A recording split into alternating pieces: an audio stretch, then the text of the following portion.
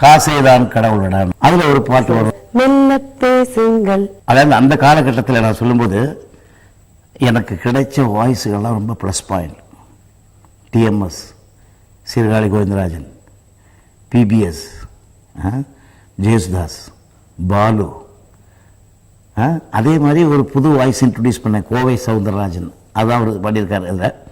அப்புறம் லேடிஸ் வாய்ஸில் சுஷீலா, ஜானகியம்மா, எல்லாதீஸ்வரி, அப்புறம் பீலீலா, இப்படி பல நல்ல வாய்ஸுகள். இந்த வாய்ஸுகளில் என்னென்ன பாட்டு யார் கொடுத்தா நல்லா இருக்குங்கிறத ஒரு கண்டுபிடிக்கிறதே அது ஒரு பெரிய கலை. அது ஒரு பெரிய ஆர்ட். இந்தவங்களுக்கு இந்த பாட்டு பண்ணால் தான் நல்லாயிருக்கும், இது உங்களுக்கு கொடுத்தா நல்லாயிருக்கும். ஸோ இந்த பாட்டு அமையிறது, பாட்டு அமைக்கும் போது அவங்க பாடணும் இவங்க பாடணும்னு நினச்சி பண்ணுறது இல்லை, பண்ணக்கூடாது. அது கம்ப்ளீட்டாக ஃபுல் ஆஃப் சிச்சுவேஷன், அந்த மூடு. ஒரு ஹஸ்கி சாங்கோ, ஒரு செக்ஸி சாங்கோ, இல்லை ஒரு டிவைன் சாங்கோ, இல்லை டூயட்டோ, ஒரு ஃபிலாசபியோ, வாட் எவர் இட் இஸ், நம்ம பண்ணுறதை பண்ணிவிட்டு அப்புறம் இது யார் பாடினா நல்லாயிருக்கும், எந்த வாய்ஸ் சூட்டபுளாக இருக்கும்.